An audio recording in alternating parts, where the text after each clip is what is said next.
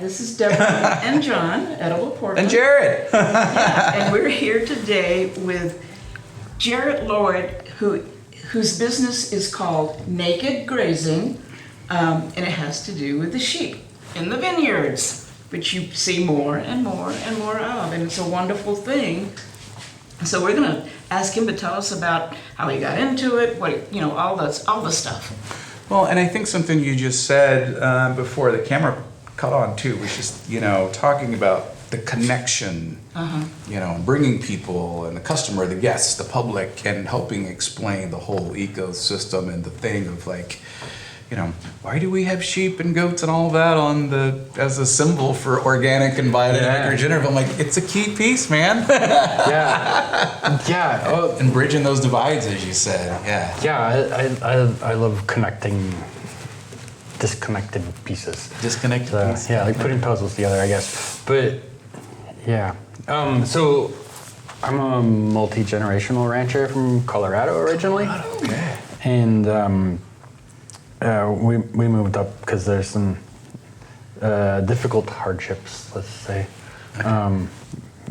facing what we did with our sheep. And,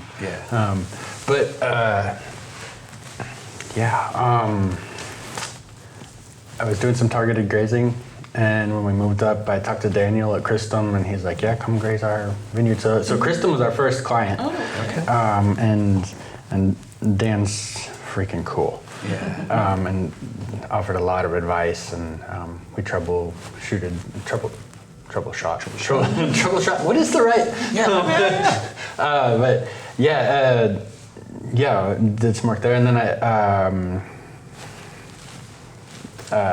my wife works for OSU. She's in the admissions department, and during COVID, when everything went remote, I was working part-time for a friend in California, and so we were like, let's go to California for a season, and we grazed under vine all over Napa, Sonoma, Mendo, and moved back to Oregon, and I was like, I needed a change in career, so I started down the viticulture rabbit hole and started to work for Results Partners, and Lee was like, "Do you have experience grazing?" And I was like, "That's me." There you go. So I started the program for them with some help from Evan and Jessica, and then I went and launched my own business, and needed a little more freedom, a little more resources to just kind of get wild and Get wild. Yeah, I like it. Let it grow as much as it wants to grow, and boy, is it growing. I'm glad. Yeah, it's beautiful. And within this community, especially within the organic and biodynamic sphere, there's there's a need for it. And like I was saying about the connection thing, agriculturally, we've done this thing where we've vivisected systems and separated them into their tiny little boxes, and we've got grapes here, and we've got grasses here, and all of them are separated. And this as we reintegrate these broken pieces, it's producing beautiful things. Like here at Alexana, the first time we were here grazing, the soil structure. So we go along and we poke in the posts, the electric fence posts, and you're trying to cram them in the ground. Same time of year, same rainfall, same everything. The next year, the soil structure changed enough. You can just poke those posts in the ground. The soil, it's beautiful. What's being accomplished, and changes in plant health, changes. I think the wine expression's anecdotal right now, but there's differences in phenolics, there's differences in yan. There's some cool stuff happening. And it's something I think people they don't. When we try to explain the system, it's really in the ecosystem, or it's really the permaculture, the this, the that, whatever it's going to be, and where you have set and set produce, or the cows, or the sheep, or this or that, and moving it all around, and the health of it, and like you said, put it all in there together, man. It's and manage it well. I think you couldn't just turn, just let it go, because you're gonna have absolute chaos. But this is. I think a really cool thing to reframe the paradigm is like, don't look at it as just a vineyard or as just a flock of sheep or like, so reimagine it as like a modified savannah ecosystem. So like our canopy is the grapes, but we're managing a grassland and we're managing graziers, but we're like, there's grazers, well, graziers too. Yeah, like, what am I trying to say? It's Just the different pieces. yeah, and It's France in 1800s. yeah, that's right, exactly. Yeah, it's exactly, and oh man, yeah, wow. And it's just cool. Yeah. So the little catchphrase I like to throw out, and it's probably a little incendiary, but my friend in California said it, and after kind of a war with a grass seed company, and he's like, every acre we graze is one less they can spray poison on. And so that's one of the things that really bothered me too. Is like, Is that a T-shirt? Ready? It needs to bumper be. sticker and T-shirt ready. And well, so it always like it bothered me. Like, you know, you've got crew members, like people I'm close to, like working with all the time, and sending them out doing the pesticide applications or whatever. And then we come back into the office and do the pesticide applicator training, and it's like, you can't even take your clothes home and wash them with your family's clothes, or you'll give your kids cancer. Exactly. Yeah, like, So don't go to the why grocery are- store on the way home. Don't go get gas. Right. Don't go to the bar. you know? Why are we doing this? Yeah. And Yeah. it's this makes sense. And that bothered me. Like, which of my friends is going to get cancer because Yeah. Because of this. yeah. And like, and we're eating that, drinking that, fill in the blank. You know, it's Exactly. not just a vineyard thing. It's Right. fill in the blank. And, talking to Drew and a few other people already this morning, and you yourself earlier this morning, and doing, what this is about today, and everyone coming together, this rad coffee group that got together. And decide, like, we got to do this. And everybody that's in that room and it's coming here today, like, sharing the word, spreading the word on organics. Yeah. As Drew said, making it cool, making it cooler than uncool, you know, and like, and it again, it's just truly getting back to the way things were before we screwed everything up and called it progress. You Right. know? Oh my gosh, that's so huge. Yeah. So like I grew up with like the quasi hippie cowboy kind of side of things, right? Sure. So got the rodeo press, everything, organic gardening, like homeschool, like the whole like the whole movement. Yeah. And but also like, when you go to source organic produce or organic meats at the store, it's garbage quality. So Yeah. like, I love that we've started to improve the quality, and I think we're exponentially better at this point. And dialing in the genetics again, like we had the movement for like with beef, so we're bringing in continental breeds that are actually draft breeds. Like those animals were meant to pull a plow, and then sometimes you had small herd, 2 or 3 cows, and she pulled a cart, and you milked her, and then you ate the cows as veal. And we're trying to make that a beef animal, and it's the same concept of like every other one of our crops. I feel like we're the get bigger, get out movement at the USDA, and it wasn't just like property sizes, it was like even a livestock, like push frame, we got bigger framier animals because we're trying to get a bigger cut. Don't, who wants to eat a lamb chop? Like, eat the lamb chop, it's okay. Especially if you never had to feed that grain for her to produce lambs that produced meat that's basically free. And it's really cool. Like the pieces that are just like falling together, and the community that's being built is so cool. That's it. I mean, we're going to say it's a lot today.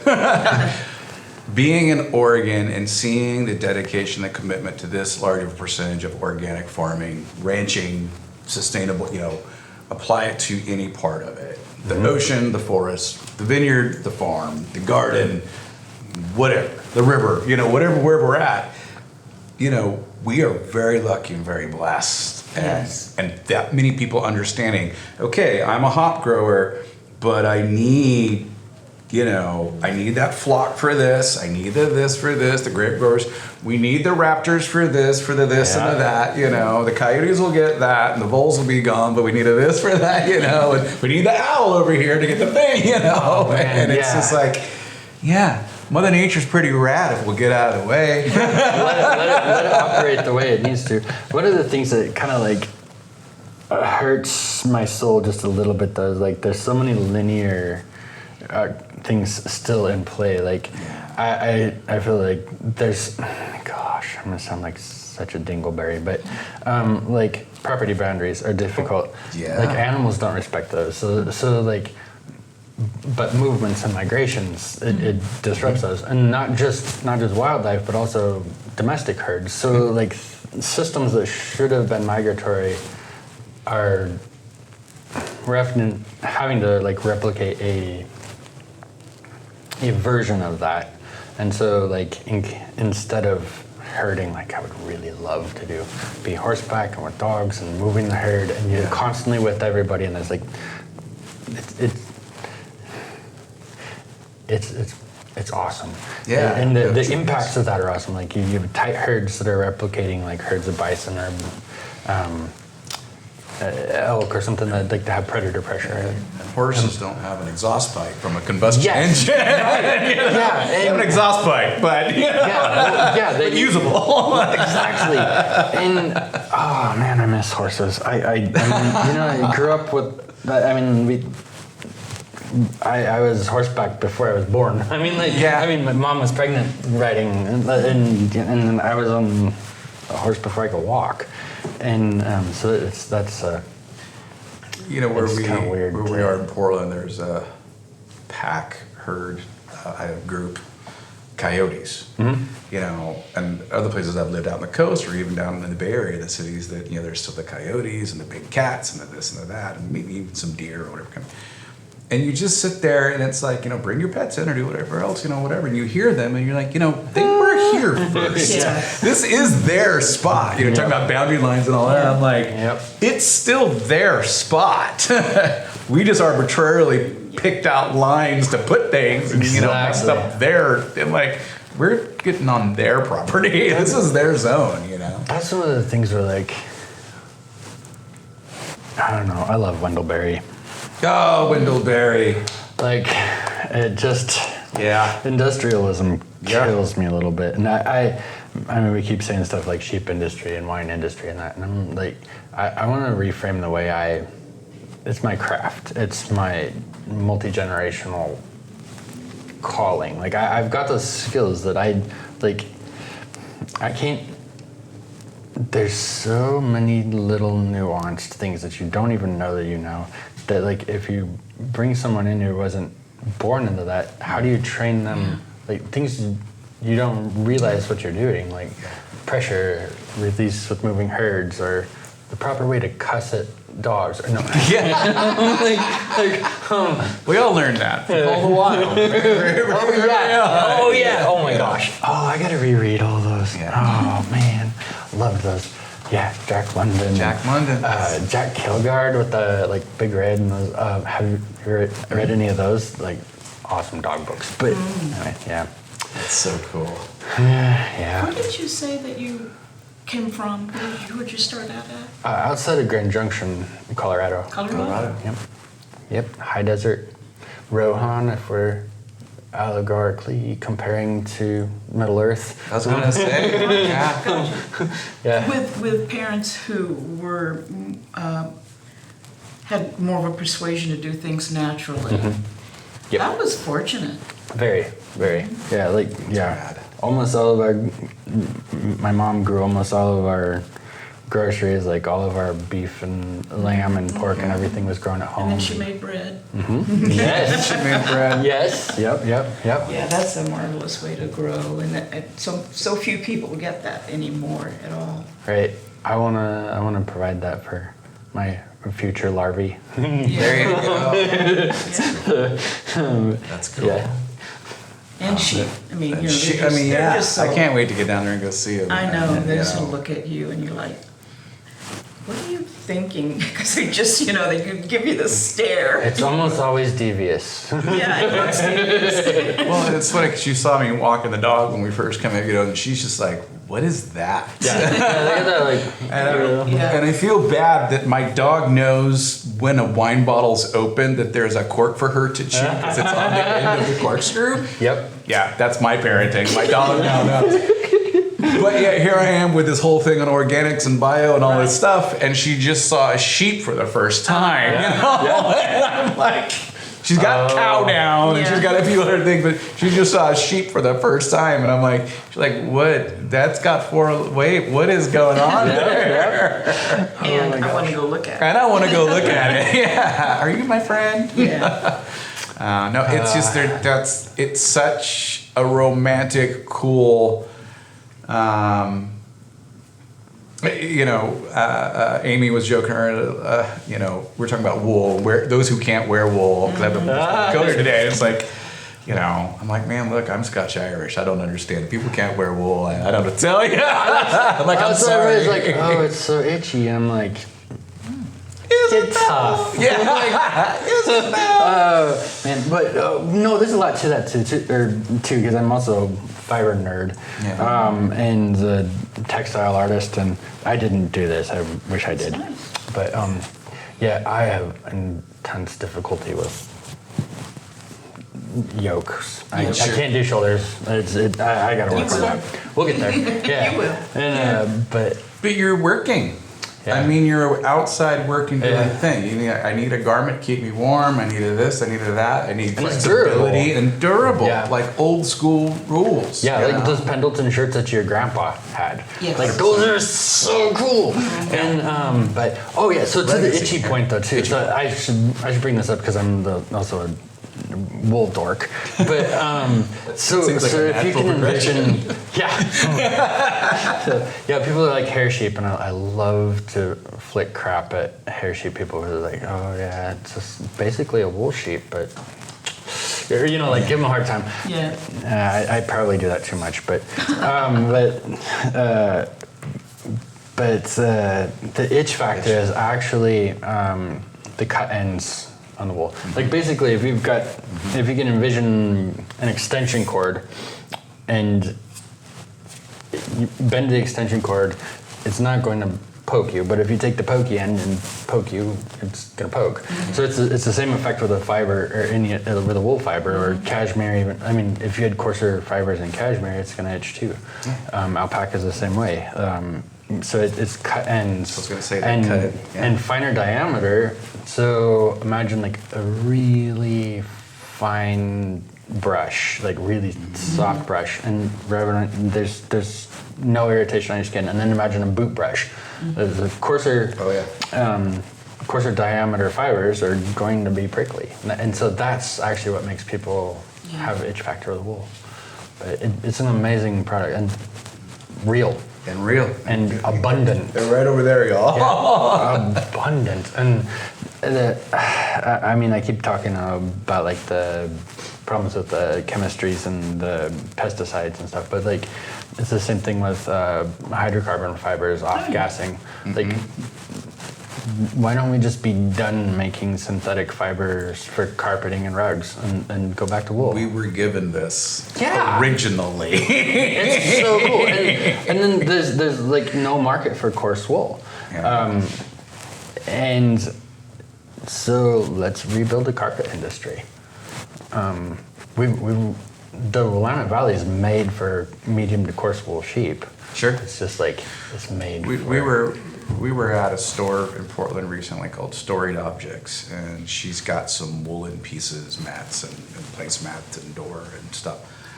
I think the person's here in McMinnville, the artist that made them, and they're totally humane because they didn't put skin on the bottom. Yeah. She felt to the bottom of it, so it's just like sheep's still here, like they just shaved it and got it there. And a bunch of our fibers are in the new pieces at Antica Terra.